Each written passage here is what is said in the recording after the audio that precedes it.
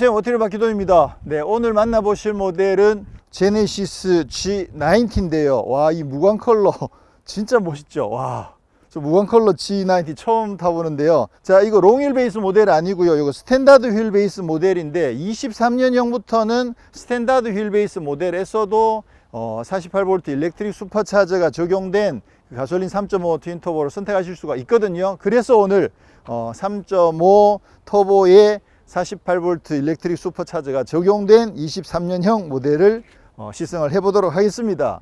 자, 외관상에서는 뭐 큰 차이는 없고요. 변화라고 하면 여기 21인치 휠이 3.5 슈퍼차저가 적용된 그 트림에서는 요 21인치 휠을 선택하실 수가 있거든요. 그래서 21인치 휠이 적용되어 있는 점, 그거 외에는 외관상에서는 사실 큰 차이는 없습니다. 근데 말씀드렸던 것처럼 요 무광 컬러, 와, 진짜 이쁘네요. 그리고 사이즈도 지금 봐도 와, 정말 거대합니다. 거대해요. 와. 근데 이 무광 컬러 진짜 예쁘다. 특히나 여기 제네시스 로고가 여기 햇빛을 딱 받았을 때 이 무광 컬러에 비치니까 훨씬 더 예쁜 느낌이 들기도 하네요. 아, 이렇게. 사실 거리에서 제네시스 G90를 자주 보는데 볼 때마다 멋있는데 어딘가 조금 아쉽다라고 느껴지는 부분은 여기 라디에이터 그릴 이 부분인 것 같아요. 그릴이 사실 각이 조금 더 졌으면 좀 더 슬림한 느낌이 나면서 멋있지 않았을까, 그런 지나고 나서 그런 느낌을 조금 받고 있거든요. 그래서 전체적으로 진짜 멋지고 늘씬하게 잘 빠졌는데 여기가 조금 어색한 느낌. 그런 반면에 이 납작하게 바뀐 이 제네시스 로고는 진짜 멋지네요. 그리고 이 두 줄도 정말 멋있게 잘 되어 있고요. 자, 오늘 중요한 거는 어차피 48V 일렉트릭 슈퍼차저니까 저희가 그 롱휠 베이스 모델을 시승을 안 했기 때문에 오늘 처음 소개해 드리는 거긴 하거든요. 그리고 아무래도 이제 그 롱휠 베이스 모델은 차가 훨씬 더 크잖아요. 그러다 보니까 이 일렉트릭 슈퍼차저가 적용된 파워트레인이 힘이 훨씬 더 좋으니까 그 차에 잘 어울렸을 텐데 조금은 더 작은 작은이라고 하기 좀 민망하지만 어쨌거나 롱휠 베이스보다는 좀 작은 스탠다드 휠 베이스에 훨씬 더 강력한 일렉트릭 슈퍼차저 파워트레인이 적용됐으니까 오늘 힘도 상당히 강력할 것으로 기대가 되거든요. 그 부분 먼저 한번 살펴보도록 하겠습니다. 자, 여기 V6 3.5L 터보 GDI 엔드 일렉트릭 슈퍼차저라고 적혀 있네요.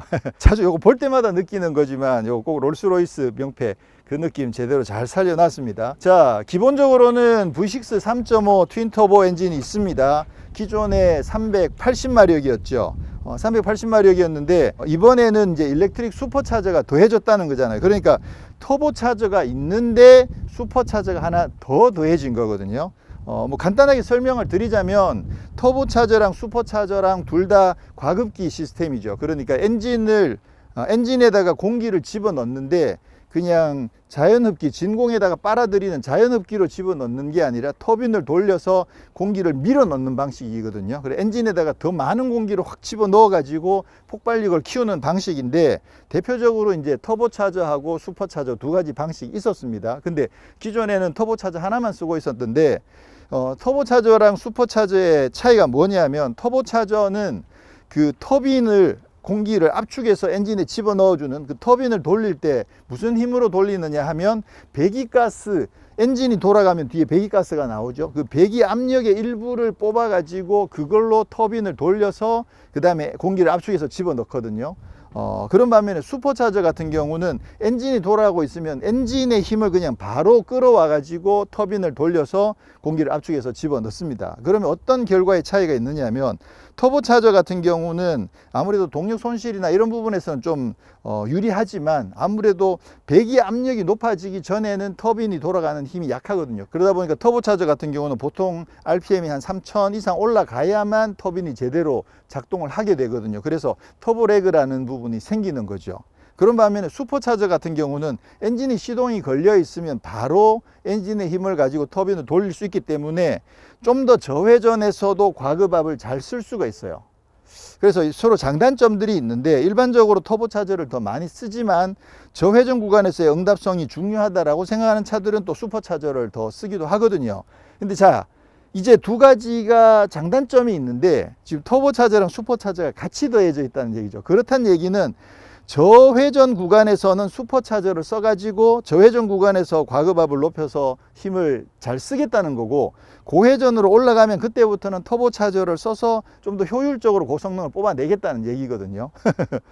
뭐 아주 합리적인 방식이죠. 물론 이제 두 개를 다 장착을 해야 되니까 비용이라든가 그런 부분이 발생하긴 하지만, 또 컨트롤 해주는 그런 로직도 굉장히 중요하긴 하겠죠. 그렇긴 하지만 이론적으로 봤을 때는 아주 합리적이죠. 저회전에서는 유리한 슈퍼차저를 쓰고 고회전으로 올라가면 터보차저를 쓰겠다. 그러면 뭐 아주 이상적이긴 한데, 현실적으로는 사실 그렇게까지 힘을 써야 되나 하다 보니까 두 개를 다 장착하는 경우가 사실 좀 드물긴 했었거든요. 그랬는데 대표적으로 볼보의 TA 시스템, 초기의 TA 시스템 같은 경우에 슈퍼차저랑 터보차저랑 거기에다가 플러그인 하이브리드까지 같이 갖고 있는 그런 시스템이어 가지고 2000cc 가솔린 엔진 가지고 막 400마력이 넘는 강력한 출력을 발휘하는 그런 시스템을 썼었는데, 지금 아무래도 이 차 같은 경우도 차가 엄청나게 크잖아요. 근데 6기통 터보 엔진만으로는 조금 부족하다고 생각되는 부분들을,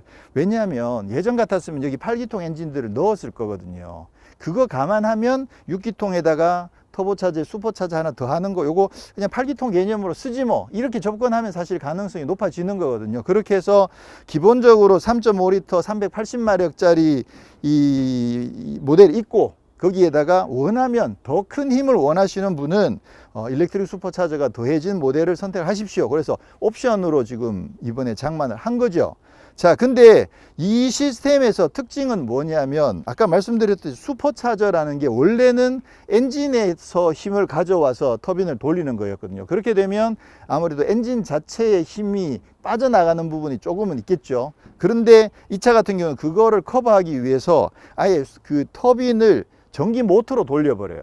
특히나 요즘 같은 경우에 이제 48V 마일드 하이브리드 시스템 같은 거 그냥 많이 쓰잖아요. 이 차에도 지금 48V 시스템을 쓰는 거거든요. 그러니까 그래? 그럼 어차피 그거 달아놓은 거 가지고 터빈을, 그 슈퍼차저 터빈을 그걸로 돌리면 되겠네? 아무래도 응답성 자체가 훨씬 더 좋아져요. 엔진의 힘을 가져오는 것보다는 전기가 바로 돌려버리면 응답성이 훨씬 더 좋아지겠죠. 그렇게 해가지고 이 차 같은 경우는 일렉트릭 슈퍼차저가 된 겁니다. 이제 이해가 되셨죠? 그래서 일반적인 슈퍼차저랑 또 약간 다르더라. 그리고 48V라고 되어 있지만 보통 이야기하는 마일드 하이브리드 시스템이 아니고 슈퍼차저가 실제로 장착되어 있는 터빈이 두 개가 달려 있는 거잖아요. 슈퍼차저 터빈이랑 이제 터보차저 터빈 두 가지가 달려 있는 건데, 이게 저회전에서 슈퍼차저를 터빈을 통과해서 엔진으로 들어갔는데, 이게 터보차저로 바뀌면 이걸 여기를 다 거쳐가면 이게 아무래도 길도 길어지고 로스가 생기겠죠. 그래서 고회전 구간에서는 바로 터보차저로 바로 들어갈 수 있게끔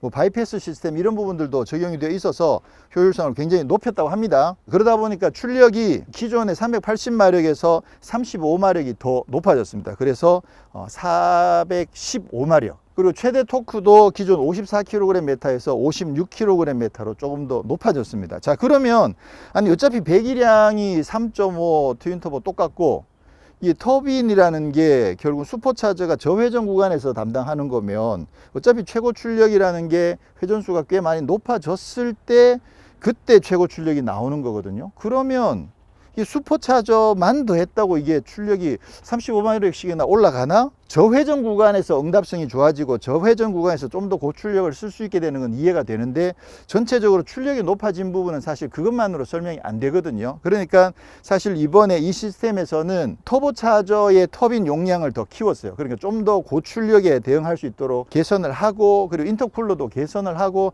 이런 여러 가지 개선들까지 해가지고 그렇게 해서 지금 출력이 415마력으로 높아진 거죠.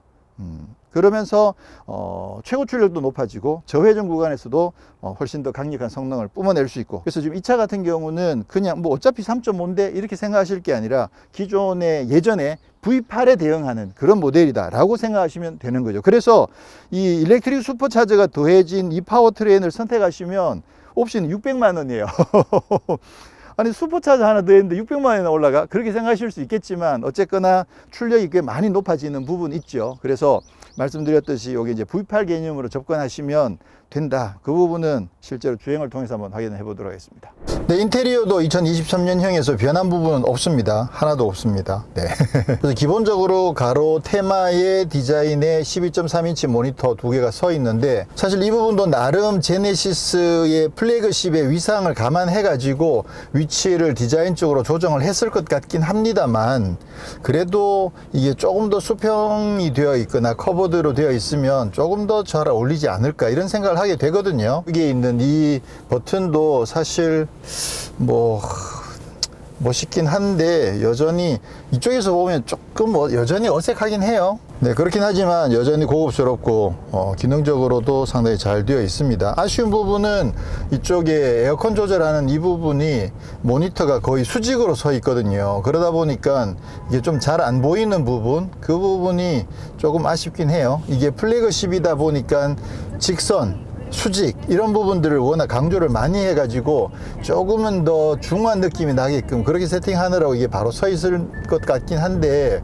근데 아무래도 기능적으로는 조금 불편한 점이 있죠. 이게 약간 누워서 운전자가 좀 쉽게 볼 수 있게끔 그렇게 되어 있는 게 좋은데, 좀 그 부분은 여전히 좀 아쉽고요. 그다음에 다이얼, 기어 조절하는 다이얼 뭐 이런 부분들은 여전히 지금 봐도 멋있고요. 시트도 상당히 편안하고 좋습니다. 근데 그리고 이번에 시승하는 모델에서 가장 핵심적인 부분은 48V 일렉트릭 슈퍼차저가 적용됐다는 거죠. 최고 출력이 415마력으로 늘어난 부분도 사실 중요하지만, 그거보다 더 중요한 핵심은 저회전 구간에서의 응답성과 힘이 얼마나 좋게 강하게 느껴지느냐, 이 부분이라고 보거든요. 그래서 지금 시내 주행에서 엑셀을 좀 살짝만 밟아보면 지금 힘이 상당히 강하게 느껴집니다. 지금 회전수가 거의 뭐 2000rpm도 채 안 되는 1600, 1700rpm에서도 엑셀을 지그시 밟아보면 힘이 느껴지거든요. 그러니까 2000rpm만 되면 꽤 강한 힘을 느낄 수 있다는 거죠. 자, 이렇게 되면 저회전, 저속도 구간에서도 힘이 굉장히 여유가 있거든요. 그렇게 되면 시내에서 주행할 때 훨씬 더 여유가 생기는 거죠. 네. 시내에서 저속 구간에서 차 덩치는 크고 막 속도는 안 올라가고 하는 상태에서 힘도 막 약하고 엑셀을 깊이 안 밟으면 차가 안 움직일 것 같고 그런 느낌 전혀 없이 조금만 밟아도 부드럽게 차가 주행을 해주기 때문에, 이런 점들은 아무래도 도심을 훨씬 더 많이 타게 되잖아요. 도심 주행이 훨씬 더 많거든요. 그런 거 감안했을 때 사실 굉장히 중요한 매력이라고 할 수가 있죠. 이 부분은 진짜 좋긴 좋아요. 네. 600만 원이 적은 금액은 아니긴 하지만, 이 플래그십을 사시는 분들이 뭐 600만 원 더 주나 덜 주나 아니 1000만 원 더 주나 그런 거 별로 중요하지 않으신 분들에게는 이 600만 원의 값어치는 저는 충분히 한다고 생각합니다. 네. 제가 만약에 이 차를 선택한다면, 그러면 솔직히 제 입장에서는 600만 원 더 주고 이걸 살 것 같지는 않거든요. 왜냐면 3.5 터보 380마력도 사실 힘이 남아 돌잖아요. 그렇기 때문에 굳이 이것까지 선택 안 할 것 같긴 합니다만, 근데 이제 기본적으로 플래그십을 늘 타시고 또 그 재정적으로 여유가 있으신 분들은 600만 원을 투자 안 할 이유는 저는 없다고 봅니다. 네, 마침 신호대기에 걸렸는데요. 신호가 바뀌면 조금 가속을 해보겠습니다. 시내니까 뭐 100까지 가속은 안 하겠지만. 그렇죠. 지금 힘이 뭐 바로 뿜어져 나오죠. 이게 분명히 일반적으로 터보차들 같은 경우에는 초반에 회전이 2000, 3000 올라갈 때까지 급가속을 하더라도 약간 굼뜰 수밖에 없는데, 이 차 같은 경우는 그 부분이 확실히 줄었죠. 그래서 제네시스에서 이야기하기는 터보레그를 최대 50% 가까이 줄였다 이렇게 이야기를 하는데, 그거는 뭐 수치적인 부분이고 응답성 자체는 뭐 50% 이렇게 측량하기가 좀 힘들 정도로 응답성은 뭐 꽤 많이 좋습니다. 50% 느껴지는 것보다는 더 응답성이 좋지 않나 이런 생각이 들긴 해요. 물론 이제 슈퍼차저가 작동을 하더라도 이게 저회전에서 출력이 막 드라마틱하게 올라가진 않아요. 어차피 이게 엔진차이기 때문에 회전이 어느 정도 올라가야만 출력이 높아지는 건 사실이죠. 그렇기 때문에 뭐 저회전에서 아주 폭발적일 수는 없는, 전기차처럼 폭발적일 수는 없습니다. 플러그인 하이브리드 같은 경우에는 저회전 구간에서 전기 모터가 힘을 굉장히 강하게 쓰기 때문에 그런 경우에는 이거보다 훨씬 더 엑셀을 적게 밟아도 훨씬 더 강하게 튀어나가거든요. 그러니까 이 차는 플러그인 하이브리드 개념은 아니기 때문에 그런 차들만큼 저회전이 드라마틱하게 강력하진 않아요. 그렇긴 하지만 일반 터보 모델보다는 확실히 더 저속에서 응답성이 좋다, 이렇게 보시면 되는 거죠. 이 정도면 저속에서 진짜 탈만하네. 와, 차가 진짜 가뿐하다. 네, 일렉트릭 슈퍼차저의 효과는 완전 저속 구간, 정차했다가 처음 출발할 때 그때보다도 사실은 지금처럼 이렇게 어느 정도 중속으로 주행을 하고 있다가 다시 재가속할 때 있죠. 추월 가속 같은 거 할 때, 이때가 오히려 더 효과는 좀 더 강하게 나타납니다. 아무래도 회전대가 뭐 아이들링 상태는 막 500, 600까지 떨어지잖아요. 그 상태에서 올라가는 것보다는 지금 현재 여기 한 60km, 70km 정도 70% 주행하고 있을 때 지금 회전수가 1000rpm, 1100rpm 이 정도 되거든요. 그러니까 여기에서 엑셀을 지그시 밟아보면 이게 뭐 2000, 3000까지 올라가기 전에도 바로 반응이 오는 거죠. 그래가지고 이거는 보통 일반적인 차들에서, 이게 슈퍼차저가 없는 차들에서 기어를 한 단 내려가지고 회전수를 올리고 부앙 가는 느낌만큼은 아니지만, 근데 그건 어쨌거나 인터벌이 생기잖아요. 근데 이 차 같은 경우는 그런 반응 없이 즉각적으로 회전수가 살짝 올라갔음에도 불구하고 저회전 구간에서 부스트가 차니까 나름 힘이 잘 살아 나온다는 거, 이거는 제가 봤을 때 상당히 괜찮은 것 같아요. 그래서 이 일렉트릭 슈퍼차저가 더해진 게 전체적으로 최고 출력이 높아진 것으로 인해서 강력한 거, 그것도 사실 뭐 나름 의미가 있지만 그거보다는 저회전에서부터 전회전 영역에서 고르게 파워를 잘 뿜어낼 수 있는 점, 그 점이 사실 제일 큰 매력이라고 봐야겠죠. 근데 이제 산길에서 주행해보면 그거보다는 고회전에도 좋아 뭐 이럴 수 있으니까 지금 산길을 한번 살짝 달려볼게요. 내일은 시골 요철길을 지나가 보면 승차감은 확실히 좋아요. 네, 지금 프리뷰 전자제어 서스펜션까지 적용돼 있다 보니까 에어 서스펜션인데 프리뷰 기능까지 있는 거죠. 그러다 보니까 지금 승차감은 상당히 좋긴 한데, 근데 여러 번 말씀드린 것처럼 이 프리뷰 전자제어 서스펜션의 이 프리뷰 기능은 나름 뭐 개선이 됐다고는 하는데 이게 확실하게 확 와닿지는 않습니다. 아직까지도. 어떤 때는 요철을 딱 지나고 난 뒤에 방금 요철은 좀 약하게 지나갔나, 이런 느낌이 드는데, 기본적으로 이 프리뷰 전자제어 서스펜션이 굉장히 잘 작동하는 차에서 이 프리뷰 기능이 작동하면 그때는 진짜 내가 분명히 알고 있는 요철인데 그거를 거의 한 절반 정도의 충격으로 넘어가는 느낌들을 받을 때가 있거든요. 근데 이 차에서는 사실 그 정도로 받은 경우는 잘 없어요. 방금 같은 경우도 저거는 글쎄요, 한 뭐 5% 10% 정도 충격이 줄어들었다라고 하면 뭐 어쩔 수 없이 인정할 수밖에 없는데, 근데 좀 드라마틱하진 않아요. 근데 전반적으로 승차감 자체는 뭐 상당히 괜찮고요. 그리고 이게 아무리 럭셔리카라고 하더라도 기본적으로는 조금은 그 안정감도 충분히 확보를 한 상태로 지금 세팅이 되어 있습니다. 네, 확실히 이쪽 길을 주행을 해보니까 그 프리뷰 기능이 조금 작동을 하는 것 같긴 해요. 이것도 확실하지는 않은데 느낌적으로 평상시보다 한 프리뷰로 인해서 한 10% 정도는 충격량이 줄어들지 않나, 약간 그 정도 생각이 들긴 해요. 좀 분명히 뭔가 약간의 변화가 있긴 있는데 이것도 역시나 드라마틱하진 않습니다. 자, 그러면 뭐 가볍게 산길을 좀 주행을 해보면 일단 힘 자체가 뭐 35마력이나 늘었고 또 토크도 조금 더 늘어났죠. 근데 기본적으로 토크 자체가 사실 워낙 세니까 힘 자체는 굉장히 강력하고요. 자, 지금 컴포트 모드에서는 와, 생각보다 롤이 상당히 큽니다. 장난 아니게 기울어지네요. 대책 없이 기울어지는데. 이게 좀 그 컴포트 모드에서도 일단은 기울어지지만 그 다음에 이렇게 좀 버티는 경우들이 대부분인데, 이 차는 물론 이게 뭐 대책 없이 넘어가는 건 아닌데 근데도 버틴다는 느낌이 안 들고 나 더 넘어갈 수 있어 이러고 너 계속 넘어가는 그런 느낌이에요. 근데 확실히 힘은 좋네요. 응답성도 좋고. 이렇게 보면 휘청 넘어가죠.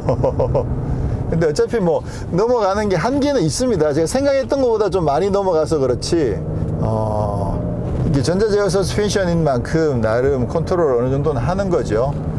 이게 어차피 컴포트 모드에서는 뭐 부드러움이 필수니까 이 정도는 뭐 어쩔 수 없다고 봐야 되는 건가요? 자, 그러면 드라이브 모드를 스포츠로 바꾸고 주행을 해보겠습니다. 확실히 버티네. 이야. 스포츠 모드에서는 확실히 코너에서 더 버팁니다. 이게 기울어지는 느낌 자체가 아까랑 완전히 달라지죠. 그래서 아예 여기서부터 더 안 넘어가잖아. 더 안 넘어가죠. 그냥 버텨버리는 거지. 야, 이거 뭐 아무래도 전자제어 서스펜션이 있으니까 이 정도는 뭐 충분히 감당을 하겠네요. 지금 뭐 사륜 구동이기도 하고 또 후륜 조향도 적용되어 있기도 하고요. 그리고 전자제어 서스펜션도 있고 그러다 보니까 코너에서 방금 스키드를 내고 달려봐도 일단 뭐 오버가 나거나 그렇진 않고요. 전체적으로 네 바퀴가 부드럽게 같이 미끄러지는 그런 느낌이어서 뭐 안정감은 좋긴 한 것 같아요. 근데 아무래도 이게 차가 무거워서 그런지 생각보다 스키드음이 좀 일찍 나긴 합니다. 지금 21인치 타이어를 끼우고 있는데도 불구하고, 근데 아무래도 이제 차가 성격 자체가 뭐 이게 아주 스포티한 그런 차는 아니기 때문에 그런 거 치고는 스포츠 모드에서는 그래도 나름 재밌게 주행할 수 있습니다. 근데 버티긴 하는데 짱짱한 느낌은 아니에요. 네. 그래도 이 정도 버티는 것만 하더라도 지금 G90 이 큰 차를 가지고 지금 여기서 이렇게 주행을 하는 것 자체가 뭐 대단한 거죠. 네. 네, 이 정도는 하네요. 네. 이제 스포츠 모드라고 하면 뭐 서킷 가서 타도 될 것 같아. 재밌게 탈 수 있을 것 같아. 소리 끼익, 뭐 코너마다 끼익 소리 내가면서 그렇게 타면 나름 재밌을 것 같다는 생각이 드네요.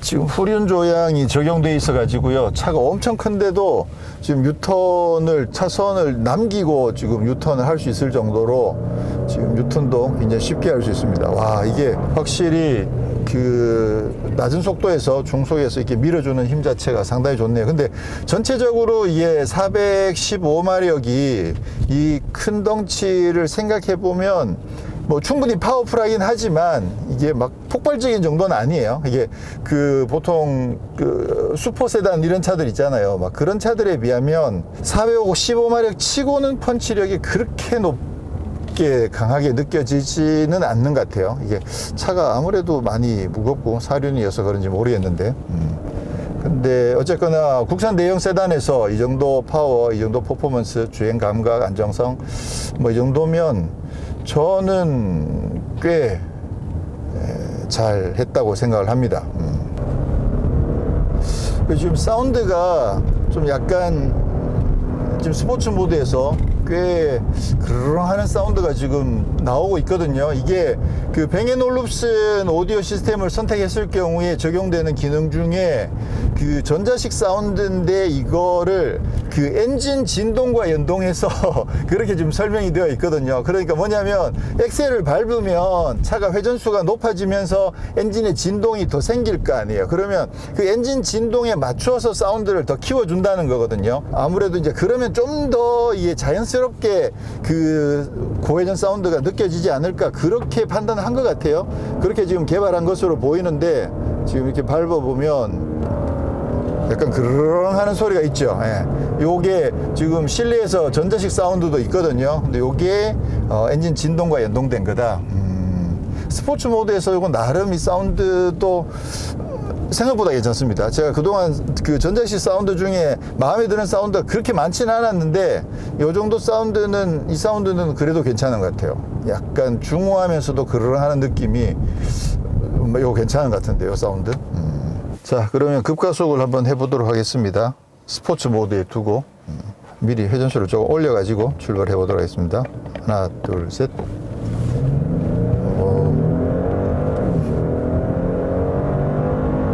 빼고. 아, 근데 이 충격은 뭐지? 야, 울컥울컥 이런 충격이 나오네요. 오, 야, 이거 뭐지? 이게 뭐 스포츠 모드여서 그런 충격을 일부러 살려놨다고 하기에는 좀 특이한 상황이긴 하네요.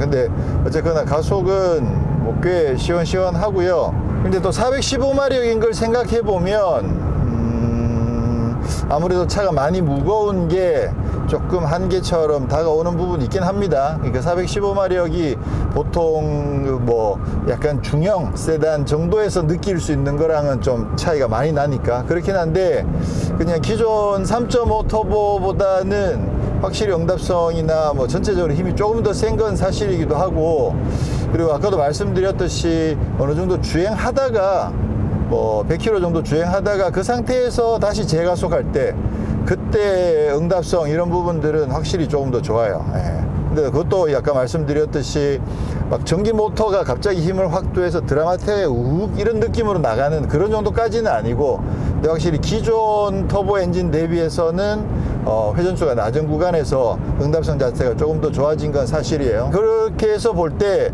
이 48V 일렉트릭 슈퍼차저의 이 가치는 제가 봤을 때는 뭐 강력한 파워 이쪽보다는 모든 영역에서 힘을 부드럽게 뿜어내 준다.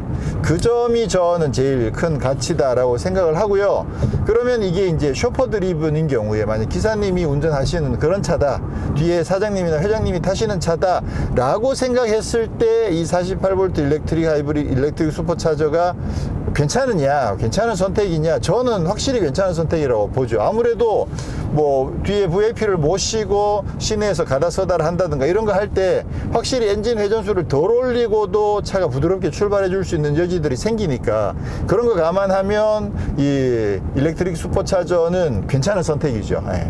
근데 이게 가격이 600만 원인 걸 생각해 보면 개인적으로는 야, 어차피 600만 원까지 올라갈 거면 차라리 그냥 플러그인 하이브리드로 가지? 이런 생각이 저는 좀 듭니다.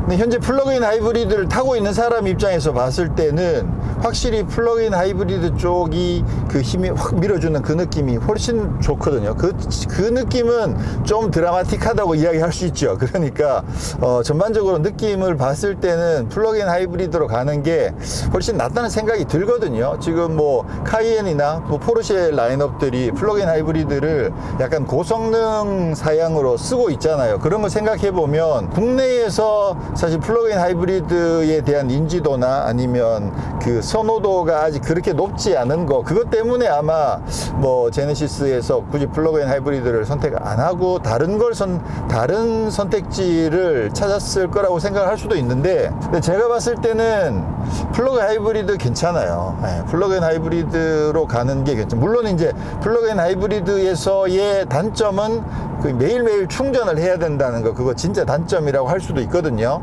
어차피 충전이 안 돼 있는 상태에서의 플러그인 하이브리드는 사실 큰 의미가 없거든요. 그러니까 결국 플러그인 하이브리드를 제대로 즐기려면 매일매일 충전해서 타는 게 제일 좋은 방법이고, 근데 이제 접근법 자체를 이 플러그인 하이브리드니까 나는 평상시에 좀 전기차처럼 쓰면서 기름값을 아껴야겠어, 이렇게만 접근하면 그러면 좀 아쉬운 점이 많아요. 그렇게만 접근하면. 그래서 그거보다는 형편될 때마다 충전을 해서 쓴다. 근데 플러그인 하이브리드를 좀 더 평상시에 조용하게 또 고성능으로 즐기면서 가끔은 뭐 차가 정차해 있는 상황이나 이런 데서도 전기를 풍부하게 쓴다, 그런 쪽으로 접근하게 되면 플러그인 하이브리드는 지금 이 차에 이게 600만 원이 아니었으면 그러면 제가 아마 플러그인 하이브리드 이야기를 안 했을 텐데, 뜬금없이 웬 플러그인 하이브리드 이러실 수 있죠. 근데 이게 600만 원 정도 되니까 그렇다면 플러그인 하이브리드로 가는 게 훨씬 더 현명한 답이 아니냐, 이런 생각을 좀 하게 되거든요. 국내에 지금 플러그인 하이브리드 모델들이 다 사라졌잖아요. 근데 제가 봤을 때는 좀 다시 살릴 필요가 있다고 생각을 합니다.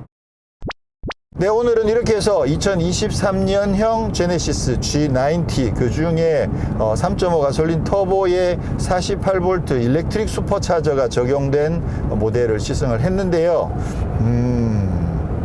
일단 일렉트릭 슈퍼차저가 핵심입니다. 그 외에 나머지 부분은 사실 큰 변화는 없고요. 휠이 21인치로 늘어났다는 점, 일렉트릭 슈퍼차저가 더해지면서 전반적으로 터빈도 더 증대시키고 인터쿨러도 장착하고 뭐 이런 식으로 해서 출력도 조금 더 높이고 토크도 조금 더 높아지고, 그런 만큼 기존의 3.5 터보에 비해서는 힘이 확실히 더 여유가 있어졌습니다. 근데 무엇보다도 그 저속 구간, 중속 구간, 중저속 구간에서 부드럽게 편안하게 힘을 뽑아낼 수 있는 점, 그 점이 가장 큰 매력이라고 생각을 하고요. 괜찮은 것 같아요. 근데 이제 만약에 뭐 경제적인 부분을 조금 더 고려하시는 분이라면 굳이 48V 일렉트릭 슈퍼차저를 선택 안 하셔도 되겠다는 생각이 들고요.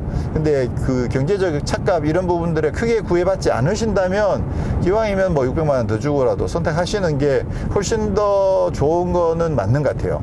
그리고 이게 휠이 21인치로 커졌는데, 근데 연비는 21인치나 기존의 3.5의 20인치나 연비는 똑같더라고요. 8.3km/L로.